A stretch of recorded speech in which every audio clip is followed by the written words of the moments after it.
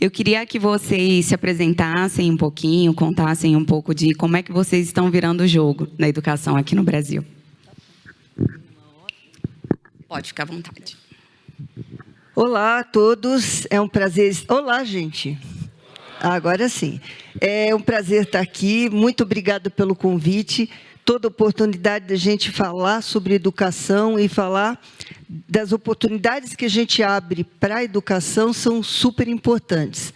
Eu sou Nuricel, eu fundei o Instituto Alfa Lumen e... Fala do Instituto agora? Pode falar. Tem apresentação. Pode projetar, por favor. Acho que mostrar é bem mais legal. Obrigada. Então, eu posso andar, porque eu sou irrequieta, gente, assim. Então, bom, o Instituto Alfa Lumen, ele trabalha com educação, com o eixo de saúde mental, altas habilidades e tecnologia. A gente entende que uma boa educação não é igual para todos. É assim, as pessoas não são iguais, elas são diferentes. Então, elas precisam de soluções diferentes, mas elas têm que ter oportunidades iguais. E é isso que a gente busca, é desenvolver e ampliar oportunidades para todas as crianças, prioritariamente aquelas que não têm recursos. Então, vamos ver, hein, se dá certo. É para onde que eu tenho que apontar? Foi. Então, assim... Nós trabalhamos com a abordagem da lógica da teoria da complexidade, entendendo que cada indivíduo ele é multidimensional. Então, as soluções têm que ser multidimensionais, para que possam agregar e atender todas as especificidades de jovens, de adultos, de crianças, na construção da sua identidade. E não está fácil, porque o mundo está mudando muito rapidamente. Então, a convergência entre novos materiais, entre modelos, entre as novas relações humanas, elas estão alterando essa formação de identidade numa velocidade que a maior parte das estruturas educacionais não dá conta. Não dá conta de fazer a adaptabilidade necessária.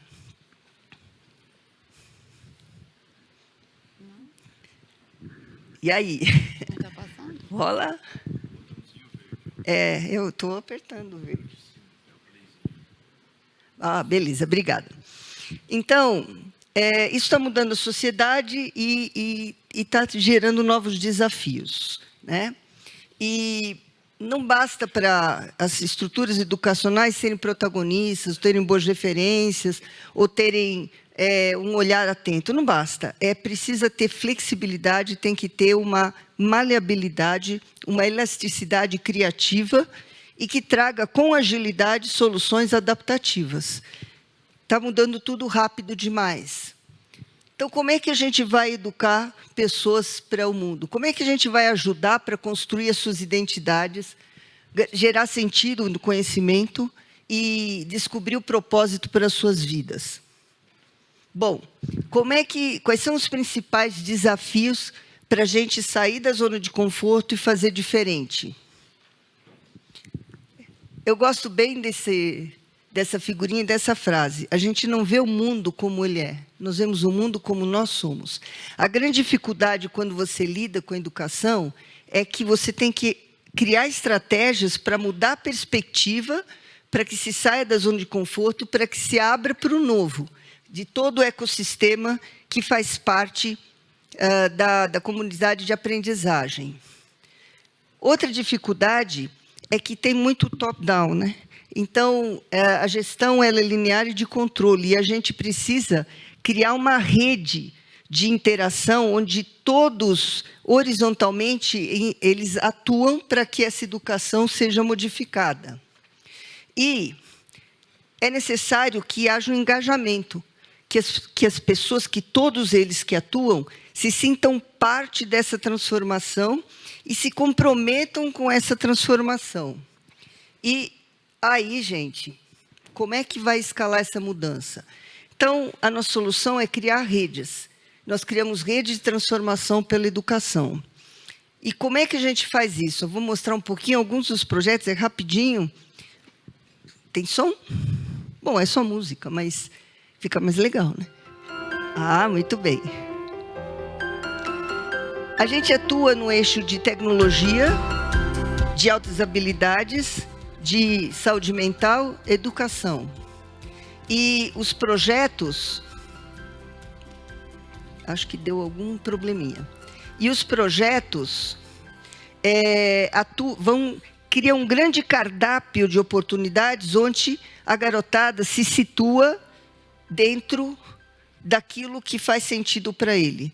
Então, a gente trabalha para todos, mas depois vai identificando os talentos e vai abrindo caminhos para os talentos para que eles se tornem multiplicadores de solução e que criem núcleos de excelência nas suas escolas, nas suas comunidades e que possam replicar, ampliando essa rede. Nós temos uma grande rede, deixa eu ver se voltar, e nós temos uma grande rede de empresas, institutos de pesquisa, universidades, aqui não estão todas, são as principais, que participam desses projetos e que dão escala, né, a eles em todo o Brasil.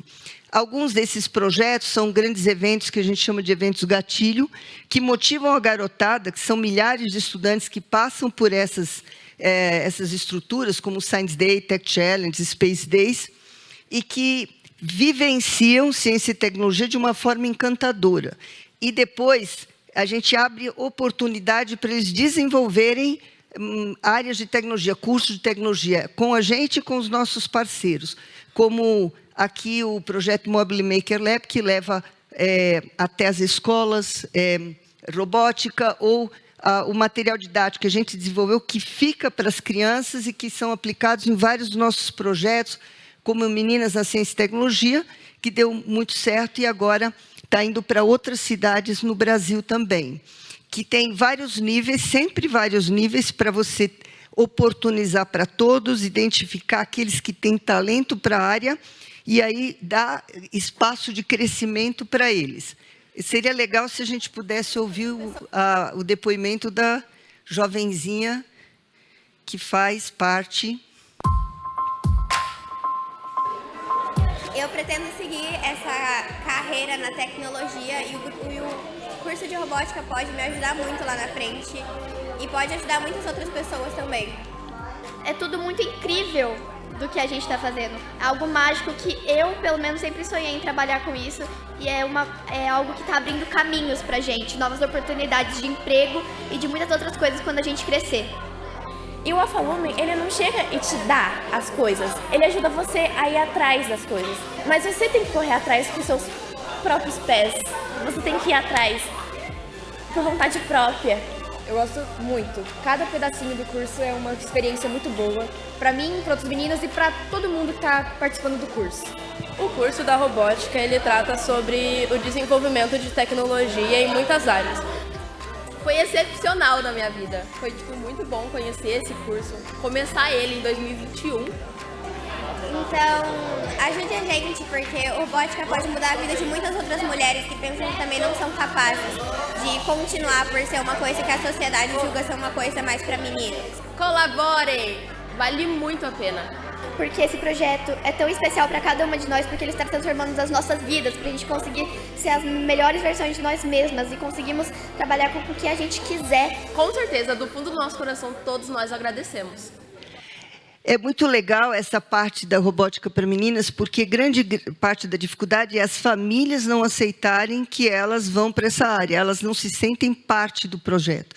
E com isso a gente vai abrindo, inclusive criando economia circular, porque elas desenvolvem projetos que podem ser vendidos e virar renda para a família. Nós temos também o projeto CEL, do Clube de Estudos sobre o Universo, que é de astronomia, ciência, e várias Olimpíadas na área STEM, que reúnem muitos jovens na área, por exemplo, a Olimpíada Brasileira de Tecnologia, onde eles desenvolvem aplicativos, aprendem, os 40 melhores times são mentorados, desenvolvem efetivamente, e os 2 melhores times vão para o MIT para fazer uma imersão. Antes disso, tem a imersão na Semana Avançada de Tecnologia para todos, e os 2 melhores vão. Eu calculei o tempo, então está correndo aqui. Essa Olimpíada ela é internacional, ela pega também países africanos, né, e de língua portuguesa, ganhou o prêmio também internacional da Unesco, e tem o de sustentabilidade e mudanças climáticas, não vou detalhar todos. Tem o da Olimpíada OECA, que é de ciências aeroespaciais, com o INPE e o ITA ajudando.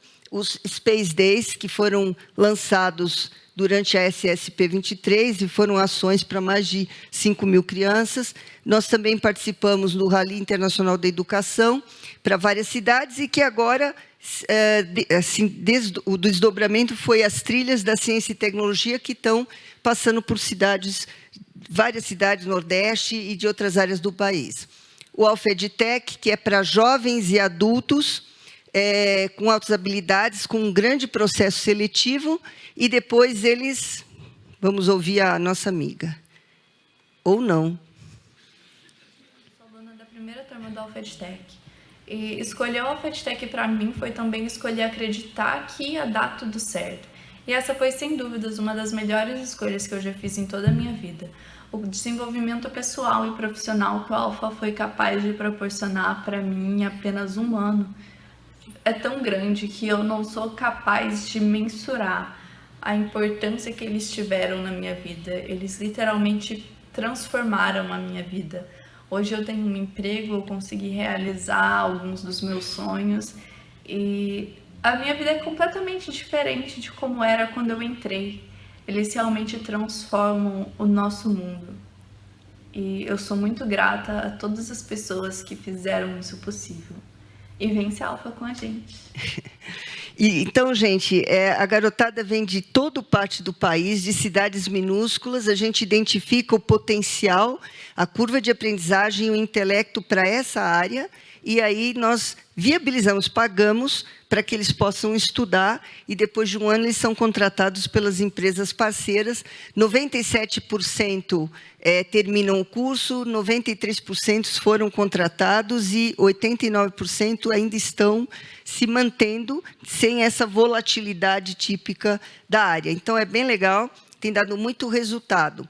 E aí vem o Alfedtech Júnior, que aí é semipresencial, é feito nas escolas públicas e que agora vai começar o Alfedtech, vai começar o Jovem Aprendiz de Talento. Então, essa garotada passa, então, a ter a possibilidade de ter recursos para poder se manter, continuar na área e fazer faculdade. Nós temos, na área de saúde mental, uma parte de artes. A arte, ela se mostra muito boa para você dar equilíbrio emocional e engajar a garotada na escola, diminuir a evasão, e alguns deles se mostram tão talentosos. A gente tem o Projeto Orion, que é uma orquestra jovem, e vários deles que têm um potencial imenso para a música, a gente viabiliza o desenvolvimento deles para esse crescimento. Nós também temos, dentro da saúde mental, o desenvolvimento de um projeto que é o Cabeça Legal, que é um game, e esse game é aplicado nas escolas e pela jogabilidade os dados vão para a nossa plataforma, a gente faz um mapa da saúde mental da escola. Identificamos crianças com perigo de suicídio ou de depressão e age preventivamente para que as psicólogas possam, então, ajudar essa garotada e também encontrar soluções para que a escola possa minimizar essas questões. O projeto mundial é uma Olimpíada também na área de educação, é simulação da ONU, é para o Brasil inteiro, foi lançada esse ano, mas o ano passado ela foi regional, ganhou o prêmio da Unesco, e agora é o Brasil todo participando, e as delegações vencedoras vêm participar desse encontro. E o prêmio maior é ir participar, a delegação ir participar da simulação em Harvard. Aqui é o projeto Alfa Online, a Escola Virtual de Talentos, que a gente, identificando esses talentos no país inteiro, a gente cria turmas onde eles vão interagir, vão ter material, vão ter acesso a a esse cardápio de possibilidades. E nós temos o projeto Alfa Lumen, o projeto Escola, que é uma escola de aplicação, tem um processo seletivo, e a garotada que entra é assim, tem talentos em todas as áreas, em qualquer, a gente não especifica uma área. Também ganhou o prêmio da Unesco, e a garotada ganha toneladas de medalhas, porque a gente abre, de novo, um cardápio enorme de possibilidades para que eles se encontrem e curtam o que gostam de fazer e se descubram. Então, tem aprovações internacionais, tem aprovações... Assim, é sucesso total e é mantido pelo programa Clube dos Sonhos. Então, a garotada faz o processo seletivo, não tem recursos, passa pela assistente social, aí ela tem um grande evento onde os empresários conversam com as crianças e ela diz qual é o sonho dela, por que ela quer estudar na Alfa e por que ela merece ser investida. Então, assim, ela começa desde o 6º ano a enfrentar desafios valentemente, a lutar pelos seus sonhos.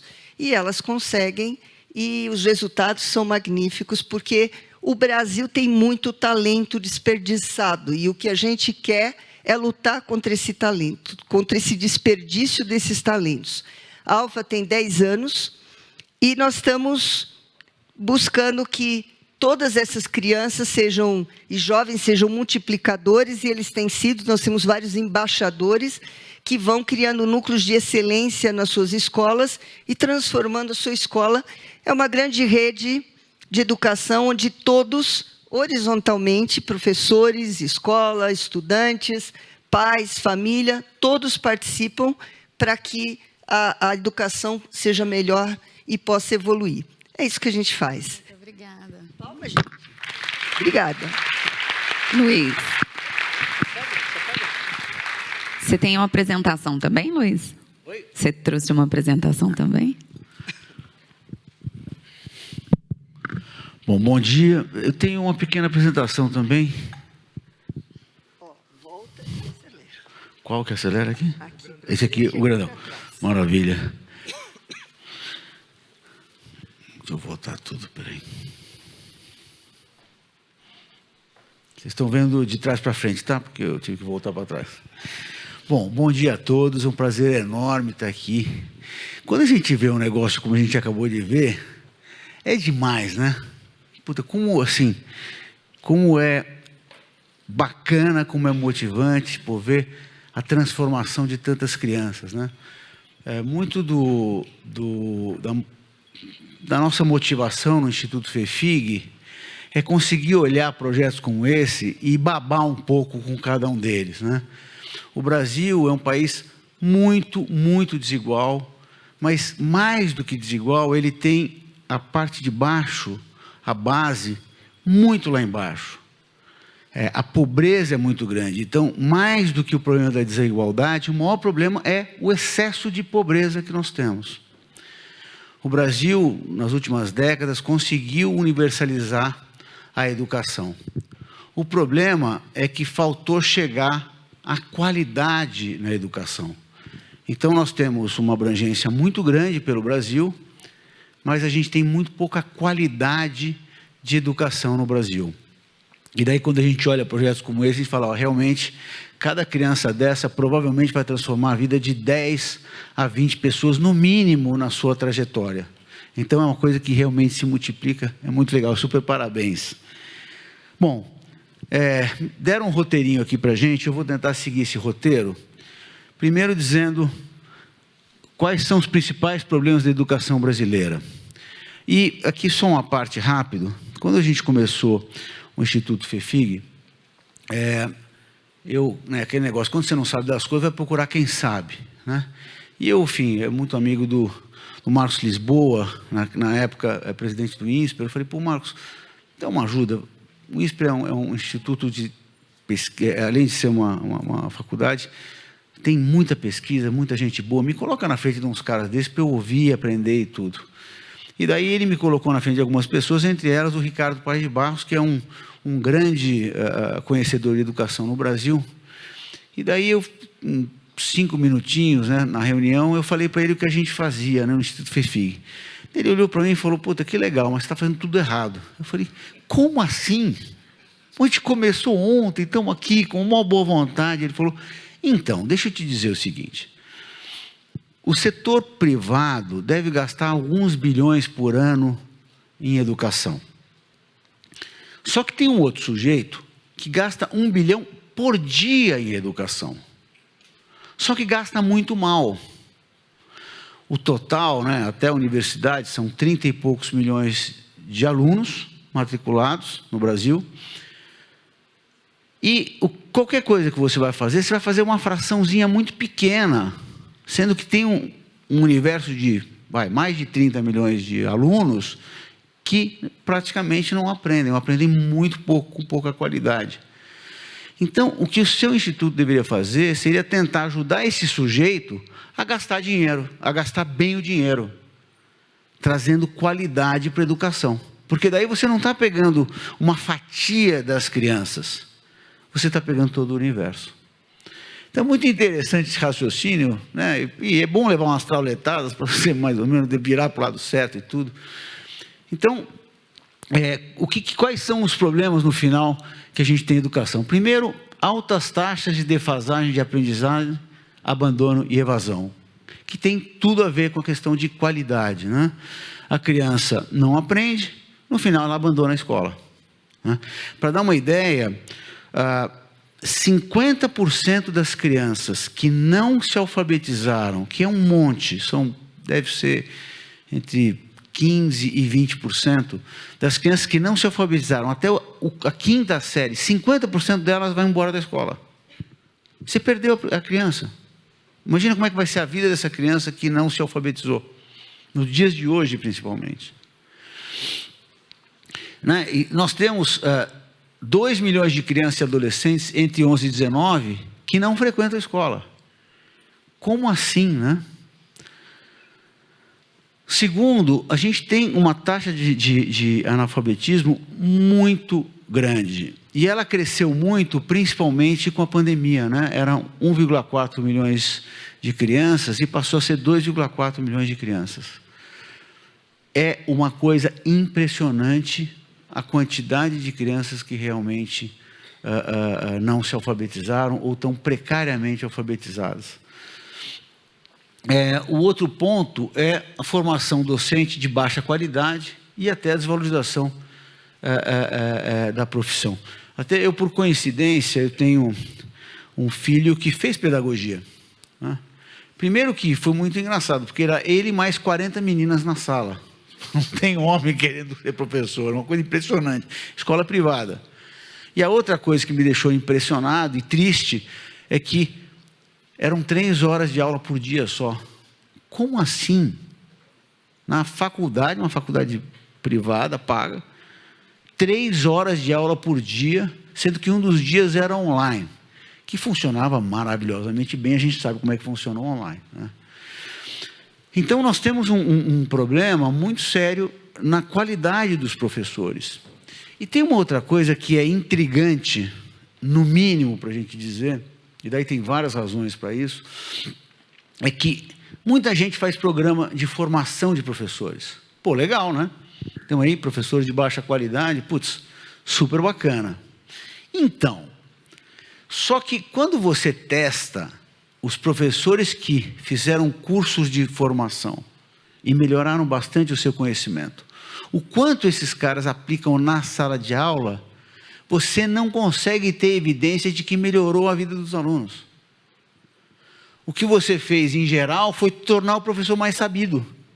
Só que ele não muda o jeito que ele dá aula. Nós até, nos programas que a gente faz, a gente tem coisas de formação, tá bom, nós vamos fazer a formação, mas a gente vai ter que checar na sala de aula. Porque qual é o grande problema? O grande problema é que o dinheiro, ou vamos chamar de qualidade, não chega na criança. O Brasil não gasta tão pouco com educação, só que o dinheiro fica no caminho. E na ponta, na criança, o dinheiro não chegou. Então, muito a nossa cabeça no Instituto FEFIG é o seguinte, vem cá, essa ação é boa? Peraí, deixa eu ver. Chega na criança? Ah, então ela é boa. Se não chegou na criança, pode esquecer. Claro que treinar professor é super legal, super importante. Mas vamos ver se esse cara aplicou o que ele aprendeu na sala de aula e melhorou para as crianças, né? Um outro ponto é falhas de processo de gestão. Para dar uma ideia, os diretores das escolas públicas nunca fizeram um curso de gestão. Eles são ou professores, originalmente, ou são coordenadores pedagógicos, mas eles nunca fizeram um curso de formação. Pior, quando eles se tornam diretores, em geral, eles se tornam meio que zeladores da escola. E eles não conseguem ou não cuidam da parte pedagógica. O que é uma maluquice. É como se o CEO de uma empresa cuidasse só lá de uma parte, não cuidasse das finanças, não olhasse para as vendas, não olhasse para um monte de coisas da empresa, deixasse que uma outra turma fosse olhar. Então, a gente precisa muito ajudar a essa turma, ajudar a turma que gasta R$1 bilhão por dia. E um pouco a nossa cabeça no Instituto, e num país como o Brasil, que a pobreza é tão grande, toda ação social ela é meritória, todas elas. O que infelizmente se faz muito pouco é checar se ela foi efetiva ou não. Né? Sempre a resposta é mais dinheiro. Às vezes é mais dinheiro, mas às vezes é muito mais gestão. Quando a gente olha Sobral, que é o grande exemplo de melhoria de educação no Brasil, que hoje tem um nível que é comparável internacionalmente, não foi grana. Depois até teve mais grana. Foi assim, vamos trabalhar direito? Vamos fazer com que os professores vão para a sala de aula? Até pouco tempo atrás, os professores tinham o direito de faltar 30% dos dias úteis. Agora eu pergunto para vocês, na empresa de vocês, se tiver um funcionário que falta 30%, o que vocês vão achar dele? Só que isso pode, aliás, é a regra. Isso vem mudando, tal. Isso não estou falando do Rio Grande do Norte, não, estou falando do estado de São Paulo. Enfim, seguindo, como é que a gente então melhora isso? A primeira coisa é que devagarzinho, para, vamos dizer, os políticos e quem executa a educação é prefeito e governador. O governo federal, ele dá as linhas, grana, não sei o quê, mas assim, quem faz de fato são os prefeitos e os governadores, principalmente os prefeitos. Muito bem. Está caindo a ficha para eles que educação é um bom negócio para eles. Na vida é sempre uma questão de incentivo. Né? Se o incentivo é baixo, a pessoa não vai fazer. Se o incentivo é alto, a pessoa vai acabar fazendo, mesmo que seja para o lado errado. Né? E como os políticos não tinham um incentivo, sempre voltados muito para a eleição, curto prazo, etc., e educação é coisa de longo prazo. Qualquer coisa com menos de 5 anos, teve pouco impacto. Claro que isso é um certo exagero, mas é de longo prazo. Então, se a gente olha o ciclo político de 4 em 4 anos, quer dizer, o cara virou prefeito, depois do segundo ano, no terceiro, já está pensando, como é que eu aqui melhoro a minha situação para conseguir me reeleger? Né? Então, são ciclos curtos, comparado com o ciclo educacional que é longo. Mas, graças a Deus, Deus é Pai, está caindo a ficha para muita gente. Então, muitos estados estão focando muito mais em educação. São Paulo, finalmente, a partir do governo Dória, tomou jeito e está bem mais focado, com uma turma bem legal em educação. Mas o que a gente vê é muitos estados estão indo para essa direção e muitas prefeituras também. Né? Claro que tem prefeitos que não estão nem aí, acham que isso atrapalha a vida, é um desperdício de tempo do trabalho dele, mas muitos estão vendo que essa agenda está ficando legal para eles. E é o que a gente precisava para que isso pudesse desenvolver. Então, eu hoje, embora o nível ainda seja muito ruim na educação, eu acho que a gente está indo para frente. Né? E, para ir mais para frente, o que a gente precisa é que o terceiro setor, ajude o setor público a gastar esse bilhão direito. Né? E, para isso, 3 coisas são muito importantes. Primeiro, eficiência, né? Se o valor investido está sendo alocado no lugar certo ou não. É aquela história do dinheiro ficar perdido na máquina. 2, eficácia. Se o que foi proposto está de fato realizando. De novo, o Brasil é muito bom em arrumar dinheiro e muito ruim em gastar direito o dinheiro, principalmente no setor público. E terceiro, efetividade. Se é concreto, se gera resultados efetivos dentro da rede e do sistema educacional. Quer dizer, sem essas 3 premissazinhas básicas, que, no negócio de cada um de nós aqui, é um mínimo. Mas isso não acontece no setor público. E temos muitos e muitos exemplos para isso. Então, o que é muito o papel do terceiro setor? É ajudar essa turma a fazer melhor. Muitas vezes eles querem fazer e não sabem como fazer. A gente, no nosso caso, no nosso instituto, a gente tem vários exemplos do prefeito que falou, eu quero fazer, eu só não sei como, me ajuda. O nível das pessoas que trabalham com ele, em geral, não é um nível de muita qualidade, não conhece, por exemplo, gestão, é uma coisa que, assim, se melhorasse a gestão das escolas públicas, a gente teria outra qualidade de escola pública. Seguindo, agora falar só um pouco, fazer o meu comercial, mas na verdade não é comercial, é contar um pouco como é que a gente faz, que não é melhor que ninguém, é só mais uma entidade querendo fazer o melhor. Mas assim, o que é o Instituto FEFIG? No final, nós somos uma curadoria de projetos legais em educação. Quando nós fomos fundar o Instituto, a gente falou, putz, o que a gente vai fazer, né? Pô, a gente olha um projeto desse, espetacular. Não, eu vou fazer um mais legal. Será que eu vou fazer um mais legal? Eles estão há 10 anos na estrada. Eu vou demorar quantos anos para chegar perto? Pô, será que o mais legal não é pegar? Vamos fazer junto? Vamos melhorar o projeto? Vamos aumentar? Vamos ampliar? Tem tanta coisa legal que acabou porque acabou a grana.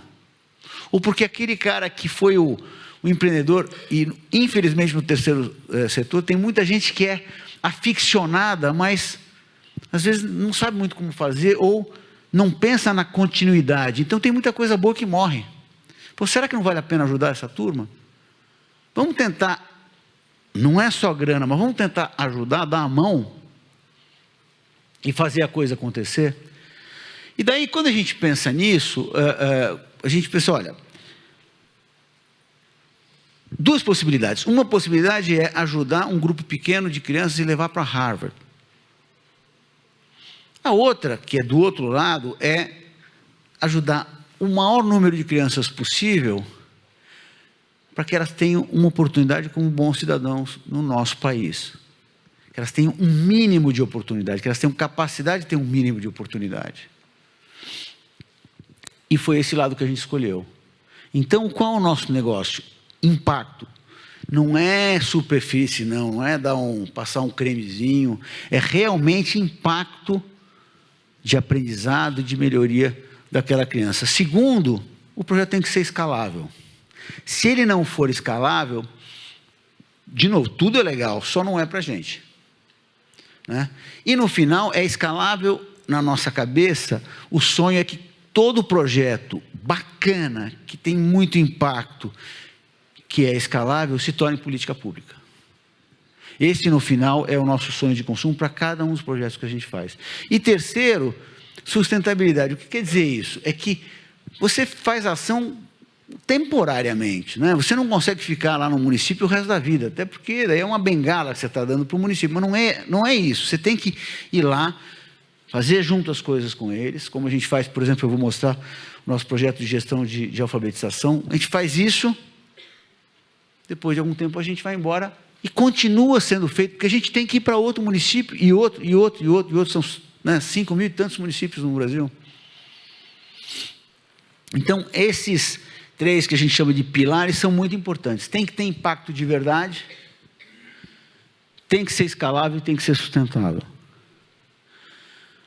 O Instituto é um instituto novo, estamos há pouco menos de 6 anos de vida. A gente procura estar em lugares onde o setor público está mais falhando, com mais dificuldade, em lugares mais vulneráveis. Então, a gente está no Tocantins, Maranhão, Paraíba, Rio Grande do Norte, Pernambuco, Bahia, São Paulo e Santa Catarina. Esse ano, nós atendemos a um pouco mais de 52 mil crianças. O Instituto, nesse tempo, atendeu um pouco mais de 250 mil crianças. E agora eu vou falar de 2 projetos, sim, muito rapidamente, que já deve ter acabado o meu tempo, mas assim, só pegar aqui assim um finalzinho. Um deles é a gestão da alfabetização. Muito pouca criança, no final das contas, está sendo bem alfabetizada no Brasil na escola pública. Então, a gente fez o quê? O Instituto Ayrton Senna, ele tem um sistema que é super robusto, 20 anos de vida, atualizado, obviamente, mas assim, é todo um formato que tem 20 anos, super bom. Nós emparceramos com eles e a gente aplica esse sistema. Eles entram com o sistema, a gente faz toda a ação junto aos municípios. Nós estamos nesse projeto em 45 municípios no Brasil. O que acontece? As crianças têm 4 níveis de alfabetização. 0, um pouquinho ok e bem alfabetizado. A gente vai ver que, às vezes, em muitas quintas séries, mais ou menos metade da classe só está alfabetizada. Quinta série, sendo que no Brasil deveria estar todo mundo alfabetizado no final do 2º ano. Então, esse projeto é legal porque a gente vem com toda uma metodologia, toda uma contrapartida da própria, tem que ser através do prefeito, da Secretaria de Educação daquele município, para que haja realmente o foco nisso. E daí, esse aqui é um caso prático, se não me engano, isso aqui é 3º ano.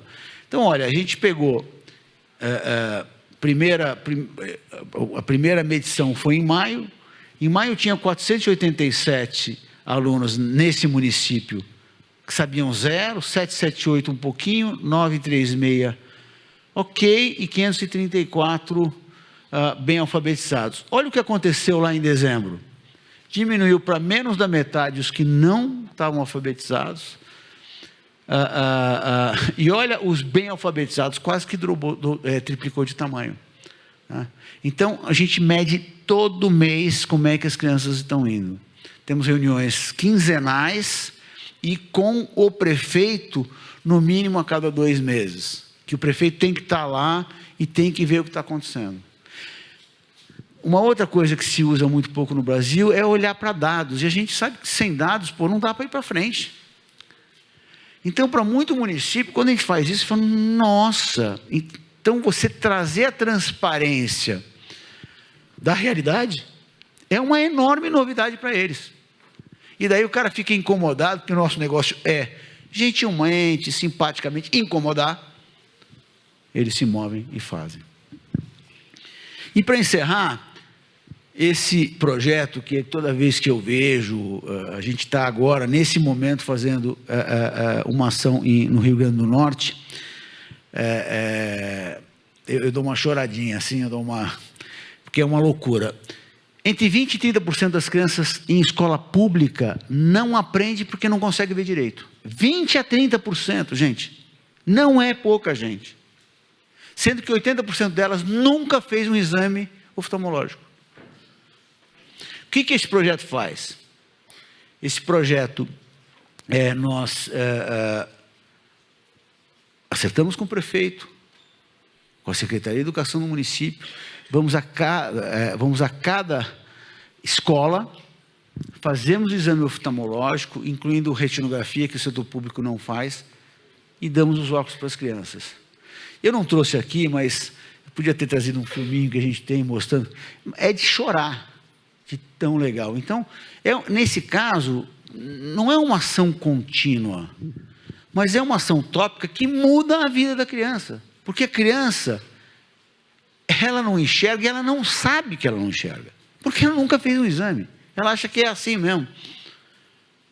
Então, quando você pôs uma vez o óculos na criança, peraí, o mundo acho que é bem diferente do que eu achava. E daí ela nunca mais deixa de ter óculos, porque várias das crianças não têm óculos, mas têm celular. É que ela não sabe que ela não vê bem. Então, coisas desse tipo, e tem algumas coisas desse tipo, realmente Isso aqui vira o ponteiro da educação. Imagina se você faz em escala, quantas crianças você não atende? Lá no Rio Grande do Norte, são 9 municípios, um pouco mais de 5 mil crianças. A gente está estimando que a gente vai dar um pouquinho mais do que 1.000 óculos. A gente vai mudar a vida de 1.000 crianças. De verdade, definitivamente, as crianças vão passar a aprender. E depois a gente checa, né? Bom, beleza, as crianças aqui e tal, putz, não queriam saber, ficavam brincando na aula. Claro, não conseguia ver a aula. Como é que é a atitude dessas crianças depois da ação que a gente fez, depois que elas passam a usar óculos? E as menininhas vendo a cor da armação, escolhendo o óculos. É uma coisa. Enfim, no final, o Instituto FEFIG procura fazer vários, a gente tem vários outros projetos, mas acho que esses dois assim, são bem legais, vale a pena compartilhar. Nós estamos bem hoje encaminhados para que o Estado de São Paulo faça esse projeto, então a gente está muito animado, vamos ver se vai acontecer ou não. Daí está falando de alguns milhões de crianças que vão ter a sua vida mudada por conta do óculos. É isso aí, gente, brigadíssimo, viu?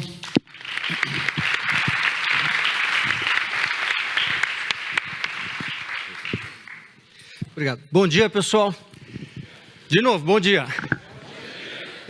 Queria agradecer o convite, agradecer os colegas aqui. Eu sou o Gil, né? Você me chamou de Mário, mas todo mundo me conhece por Gil. Leciono Química desde a década de 80, a disciplina preferida de todos vocês, é óbvio, né? E de lá para cá, minha vida saiu da sala de aula, eu fui CEO da Abril Educação, CEO da Somos. Então, acho que eu sou um cara que teve a oportunidade de viver educação da sala de aula até a gestão de empresas listadas em bolsa, no Brasil, fora. É uma visão bastante privilegiada do mundo da educação que a vida me proporcionou, né? Eu vou até não usar a minha apresentação, vou tentar complementar as ideias dos colegas aqui com o tempo que eu tenho, né? Dizer que... se a gente puder voltar até ao título do nosso evento, que ele é ótimo para essa primeira afirmação, que estava aqui agorinha há pouco ali, da pobreza à riqueza. Pessoal, é muito fácil entender, o Brasil tem um problema de capital intelectual, ponto. Esse é o nosso problema. O nosso PIB não cresce de maneira contínua porque a gente tem um problema de capital intelectual.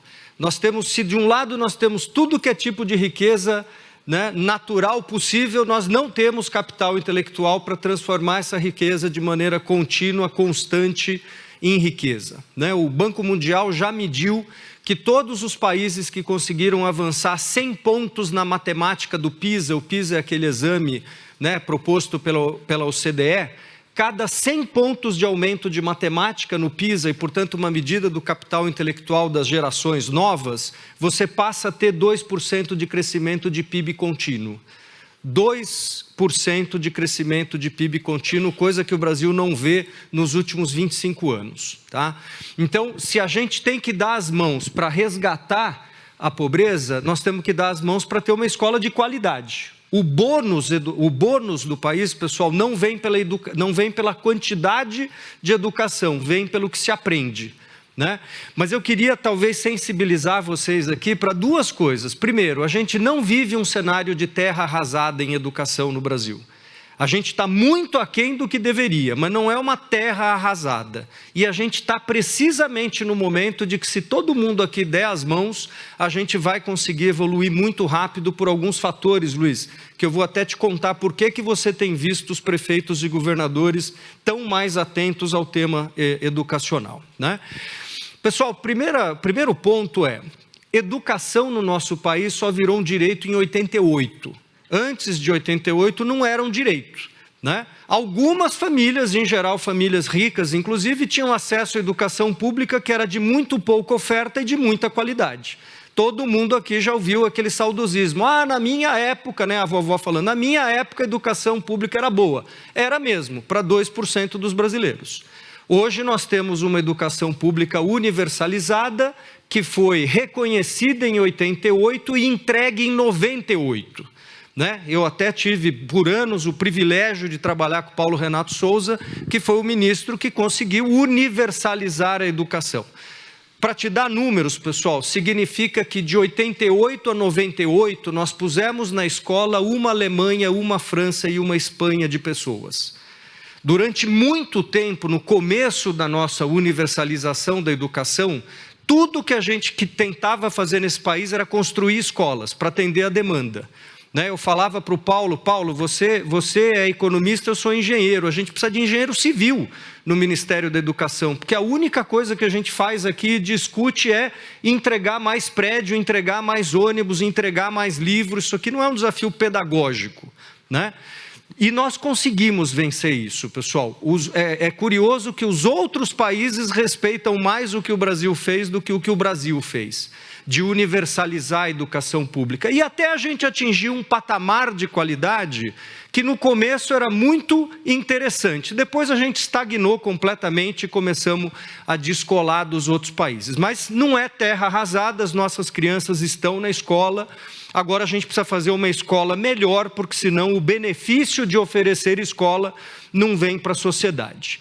3 fatores que fazem esse momento ímpar, pessoal. Primeiro fator, tem muito menos criança na escola.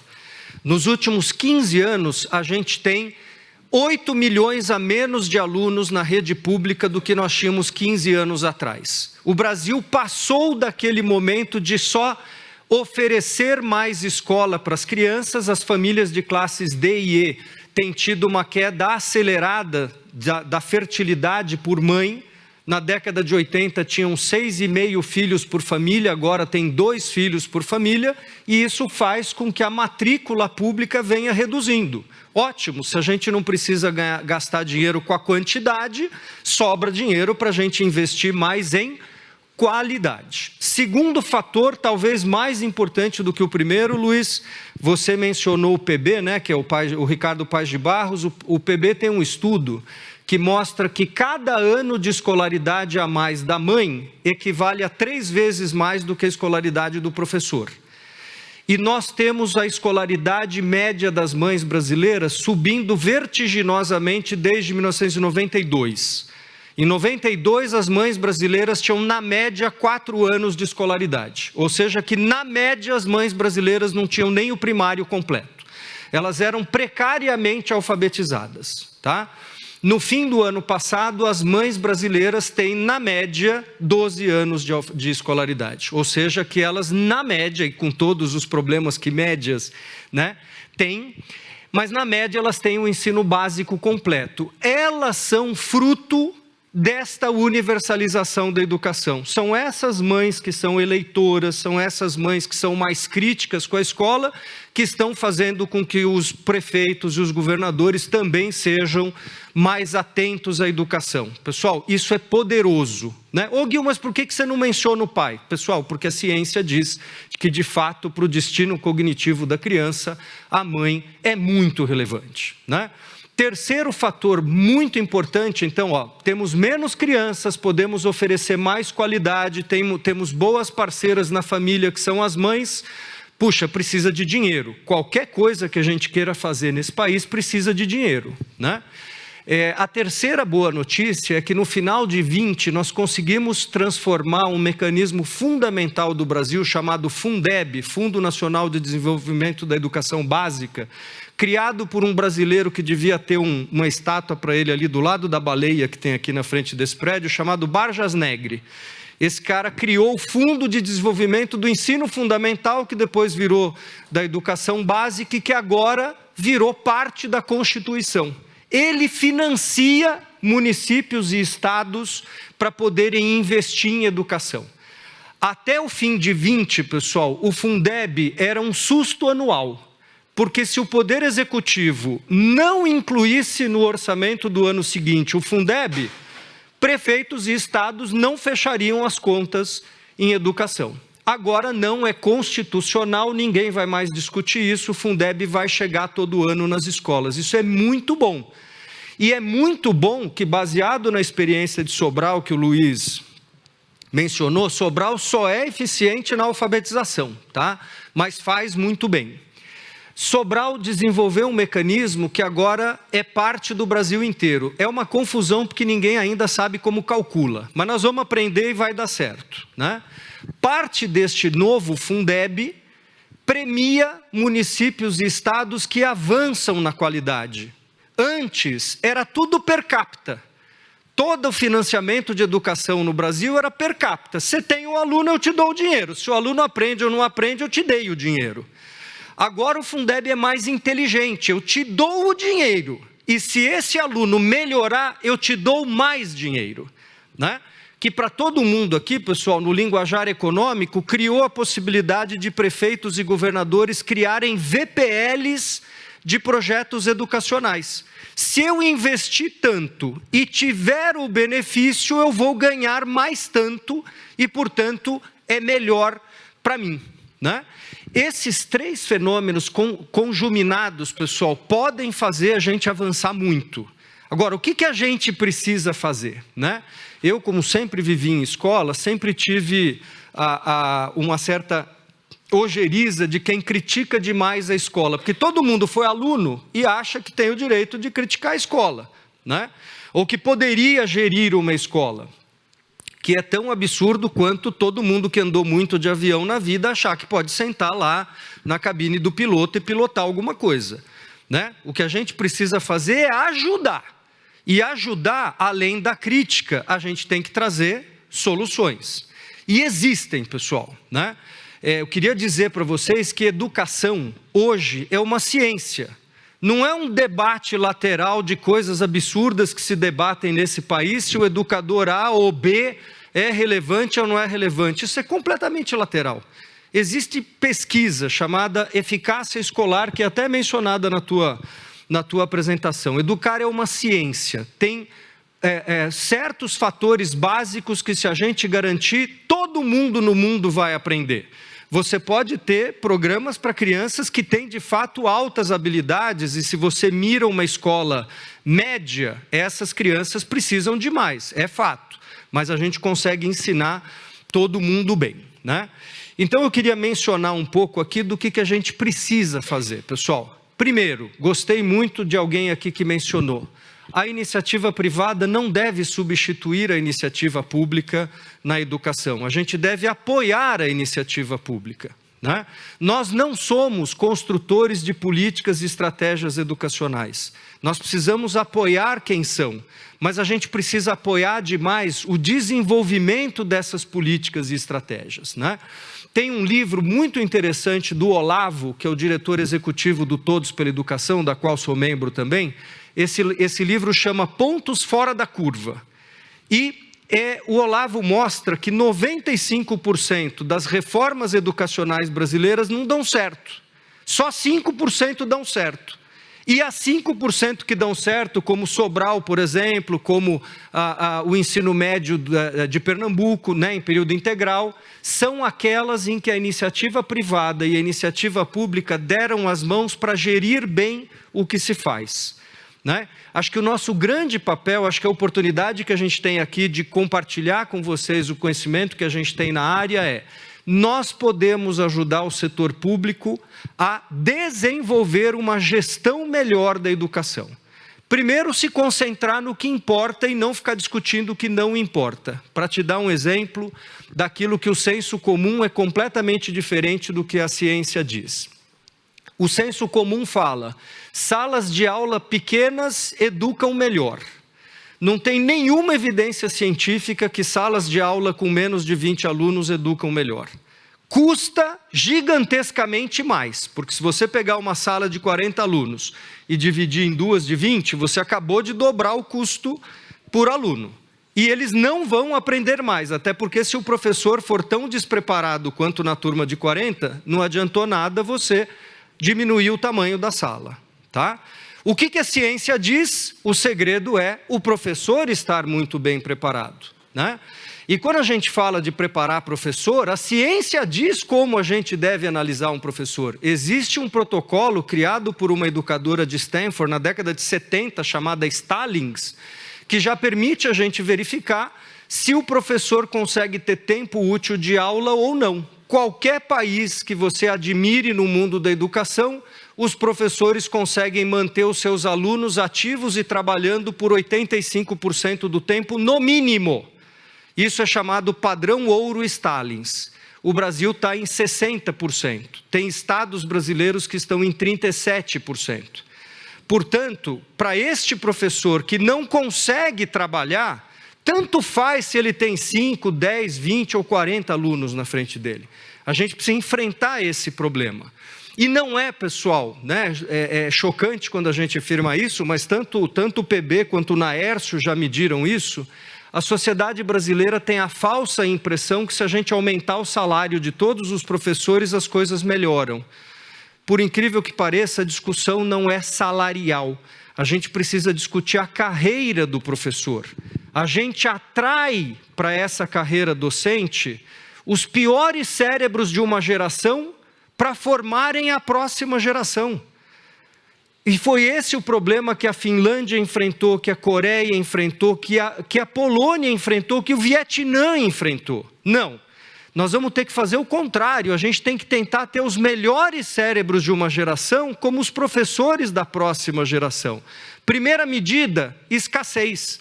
Nós temos que concentrar quem tem o direito de formar professor. A gente tem que botar padrões mínimos para quem quer ser professor, né?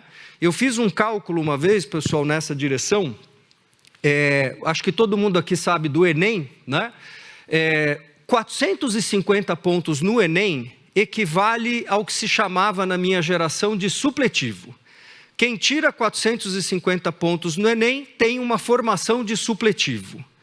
A média dos ingressantes no ensino superior brasileiro que forma professores é de 437 pontos. É subsupletivo.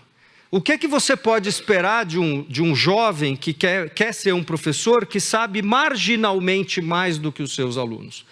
Nós deveríamos dizer o seguinte: você quer ser professor? Parabéns. Se você não tiver pelo menos 600 pontos no Enem, você não pode ser professor. Ô Gil, mas aí vai diminuir a atratividade da carreira. Sim, Finlândia fez isso, Polônia fez isso, Coreia fez isso, Vietnã fez isso. Quando você cria escassez, em compensação, a valorização imediatamente sobe, né? Um dado interessante, pessoal, até foi uma entrevista que eu dei na CBN semana passada. Saiu o relatório do último PISA da OCDE, né, que chama lá Perspectivas sobre Educação. Nós gastamos por criança de educação básica $3.500 por ano. Isso é o que o Brasil gasta, $3.500 por criança por ano. Não gosto de comparar com a Alemanha, com a França, com a Finlândia, com a Noruega. Vamos comparar com o Chile, que está aqui pertinho? Talvez seja a única superpotência educacional que a gente tem aqui na América Latina. O Chile gasta $9.000 por ano com as suas crianças da educação básica. Ô Gil, mas como que o Chile consegue? Quer ver como? A gente gasta com o nosso ensino superior público, tá bom? O nosso ensino superior público no Brasil investe $15.000 por ano com os jovens que estão nas universidades públicas. 15 mil, quase 5 vezes mais do que a gente investe na fundação da nossa casa, que são os pequenininhos. A Alemanha investe $14.000 por ano nos seus jovens de ensino superior. O Chile investe $9.000 por ano também no ensino superior. Então, o que nós fizemos no Brasil? A gente pegou muitos recursos, né? O Brasil investe mais ou menos 6% do PIB em educação, que é bem acima dos 4,9% da OCDE, e a gente destinou uma massa gigantesca desses recursos para o ensino superior público e tiramos da educação básica. A gente tirou do alicerce, né? Eu não defendo, em hipótese alguma, pessoal, que a universidade não tenha recursos, mas eu defendo que a universidade busque recursos no restante da sociedade que precisa da universidade. A gente tem uma universidade pública que é absolutamente refratária a fazer parcerias com a iniciativa privada. E isso se mede na nossa incompetência de gerar patentes, né? Agora, a universidade pode fazer parceria com a iniciativa privada, a escola de educação infantil não pode. Nós temos aqui uma opção de país que precisa ser feita para a gente preservar recursos na formação dos nossos jovens. Senão, todo ano nós vamos concluir que, puxa, fomos mal no PISA. Todo ano nós vamos deixar o nosso capital intelectual defasado em relação aos demais países que vão continuar crescendo mais do que a gente, né? Para finalizar, pessoal, queria dizer que essa ciência da educação diz que só tem 6 coisas que uma escola precisa fazer bem. E não importa se ela é pública ou privada, só tem 6 coisas. Metade dessas coisas são as pessoas dentro da escola. Ninguém é mais relevante para um aluno aprender do que o professor. Quanto melhor for o professor, melhor será o aprendizado. Mas, em geral, os professores não sobem a régua se você não tiver um bom diretor. Né? Alguém aqui mencionou diretor, não sei se foi o Luiz. Grande parte dos diretores de escolas públicas brasileiras, pessoal, são eleitos, o que é a pior forma de você escolher um diretor. Porque quando você elege o diretor, né, o corpo docente elege o diretor, e isso fica travestido de democracia, no geral você criou pactos entre os diretores e os professores, dizendo, cara, deixa eu faltar, que eu te elejo de novo depois. Né? Nos locais onde o Brasil conseguiu estabelecer critérios técnicos para a escolha de diretores, você vê que ele descola de qualidade do resto. Funcionários da escola são importantes, né? Os secretários, que não são nem mencionados em geral, são os donos das bases de dados das escolas. A gente não tem transformação digital no mundo escolar se o secretário da escola, que tem todos os dados, não for um parceiro do diretor, para dizer, olha, tais alunos vão evadir. Eles estão faltando continuamente, eles vêm de um extrato familiar muito vulnerável. Diretor, pelo amor de Deus, pega essa turma aqui, vamos criar uma UTI pedagógica para eles. Metade da escola, pessoal, são capital humano. Os outros 3 fatores são muito comuns para a gente da iniciativa privada: processos, recursos e estratégias. Quando a gente junta as políticas e estratégias aos recursos certos, eu já te disse, recursos nós temos, aos processos certos, que falta demais na escola pública, a boas pessoas, e a gente consegue articular tudo isso, porque não é uma coisa ou outra, você tem que fazer tudo isso, a escola avança e avança rápido, né? Para finalizar meu comentário aqui, pessoal, eu queria dizer que ninguém deve imaginar que precisa de 100 anos para melhorar a educação. Eu vou pegar 2 exemplos fora do usual para você ver. A Polônia, que 40 anos atrás nem independente era, a Polônia, no primeiro PISA, que foi em 2000, ficou abaixo da média europeia. 3 anos depois, ela estava na média europeia. E 6 anos depois do primeiro PISA, ela estava rivalizando com a Finlândia no ensino da matemática. Em 6 anos, a Polônia passou da rabeira para a cabeceira. Né? Aí tem gente que fala, Gil, mas a Polônia é o estado de São Paulo. Tá bom, vamos falar do Vietnã, então? Para quem não sabe, o Vietnã tem mais de 100 milhões de habitantes. O Vietnã é meio Brasil. É muita gente no Vietnã, né? 4 vezes mais do que a Polônia.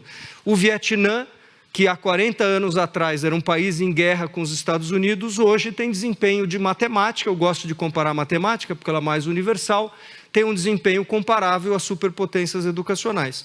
O que o Vietnã fez? Articulou bem políticas, com pessoas, com recursos e garantiu que a régua está lá em cima. Quando não se atinge a régua, tem accountability para todo mundo. Todo mundo é chamado no Vietnã para perguntar por que aquela turma não chegou no resultado esperado. Tá bom? Pessoal, então, muito mais aqui do que crítica, eu queria dizer para vocês, a gente está no momento, a gente tem uma sociedade mais madura, a gente tem recursos garantidos, a gente tem ciência que pode ser aplicada para todas as decisões que a gente toma, e se a gente não quiser fazer, pessoal, nós não vamos sair, nós vamos estar a cada década se reunindo de novo para discutir por que a gente continua com uma pobreza tão alta. Tá bom? Obrigado pela atenção, gente. Obrigada. Aproveitando a presença da Marguerite, ela trouxe uma dúvida e eu acho interessante esclarecer. Ela está perguntando o seguinte: qual é exatamente a tua razão de dizer que a educação pública ela não deveria ser substituída pela educação privada? Acho que é legal esclarecer o teu ponto de vista e vocês fiquem à vontade para contribuir, Luiz e Noricel. Tá bom, vamos lá. Ótima pergunta. Primeiro, porque ele é um dispositivo constitucional. O Brasil, ele não toma decisões que sejam fora da Constituição. A Constituição, ela definiu que o direito à a educação de todo mundo é uma obrigação do Estado. Aliás, comento que todo mundo deveria ler o resto da frase, porque fala que é um direito, uma obrigação do Estado, da família e de toda a sociedade de maneira articulada. É isso que fala essa cláusula pétrea da nossa Constituição. Então, o direito a ser educado é um direito que o Estado deve garantir. Portanto, o Estado pode ser apoiado e articulado pelas famílias e pela sociedade para definir como é que ele quer entregar. No Chile, por exemplo, que tem 62% de todos os alunos chilenos estudam em escolas privadas, mas com um voucher público. Essa é uma estratégia que o Estado pode utilizar, né? Não significa que a única forma de educar seja numa escola pública. O Estado pode financiar através de voucher. O Brasil educa menos de 15% dos seus alunos em escolas privadas, né? Mas esse é um exemplo, tem essa estratégia. Em outros países você tem as charter schools, ou escolas concertadas, como se fala no espanhol, que é um aparelho público gerido pela iniciativa privada, mas a decisão foi do Estado, porque ele achou que aquela estratégia seria melhor, né? Então, eu vou caminhar para a última para a gente poder, né, seguir aí para o almoço. Uma pergunta do Alex, ele diz assim: educação é necessário, mas ela é suficiente? Porque sem as oportunidades de trabalho no Brasil, a gente não perde as nossas riquezas intelectuais para o mundo?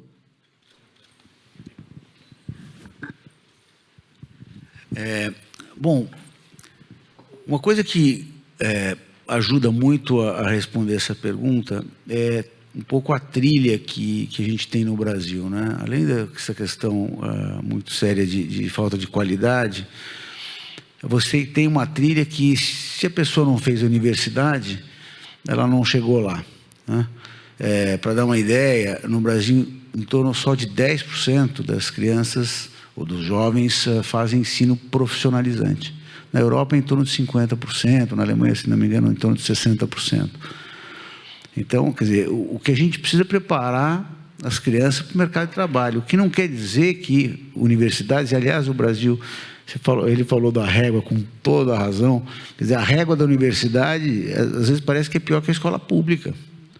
Quer dizer, o cara recebe um papel de diploma, mas ele não aprendeu nada, aprendeu muito pouco. Então, também a régua é muito baixa, né? Quer dizer, o Brasil tem uma questão de qualidade muito relevante. De novo, e a educação, eu acho que ela não é diferente de muitas outras ações sociais. De novo, um país pobre como o Brasil, super meritórias, mas não é feito um juízo de valor. Olha, está dando certo? Eu queria alcançar tal objetivo com essa medida, eu alcancei? Né, aqui muito a resposta é sempre só mais dinheiro, né? Eu queria só comentar que, assim, nós temos talentos que estão indo embora, né? E que o mundo ele está de olho e está sempre tentando arregimentar esses talentos. Então, assim, também acredito que tem que haver uma forma do setor produtivo pensar na retenção desses talentos, pensar de como ele pode desenvolver e de como ele pode abrir para pesquisa. E aí o problema, de novo, é a universidade, que não abre espaço para essa interação com a sociedade, com as empresas, com as indústrias, porque esse tipo de conexão viabilizaria a produção de novas pesquisas, novos produtos e a retenção desses talentos aqui. Então, a gente acaba perdendo muitos talentos, mas eu acho que a gente tem que continuar investindo nos talentos e trabalhar para que essa conexão aconteça, porque para o Brasil crescer, ele tem que inovar, e para inovar a gente precisa do talento retido aqui. Acho que eu ouvi a pergunta e talvez possa fazer uma contribuição aqui, não sei se é o que a pessoa tinha perguntado, mas assim, pessoal, a educação, considerando que ela é um direito, se ela é um direito, ela tem que ser exercido por todo cidadão, depois ele vai decidir se ele quer trabalhar na área que ele se formou ou não, é um direito que ele tem, né? Mas a educação, quando a gente fala educação escolar, instrucional, ela nunca vai ser suficiente se a gente não lembrar que todo mundo tem um lado comportamental, socioemocional. Então, a gente não deve imaginar que é só criar pessoas que são bem instruídas do ponto de vista cognitivo que elas vão ser bem-sucedidas na vida, né? Muitos de nós aqui conhecemos pessoas que eram brilhantes intelectualmente, mas o seu comportamento, o seu hábito impedia elas de serem bem-sucedidas, né? Então, a educação instrucional nunca é suficiente. A educação que é suficiente não existe, pessoal, isso é um ponto legal. Não existe de maneira escalável outra forma de resgatar da pobreza que não a educação. A família do Neymar saiu da pobreza. Todo mundo aqui sabe disso, mas não tem muitos Neymar por aí, né? A educação consegue resgatar todo mundo que passar pela boa educação da pobreza, desde que seja uma educação instrucional no que tem que ser e também comportamental no que tem que ser.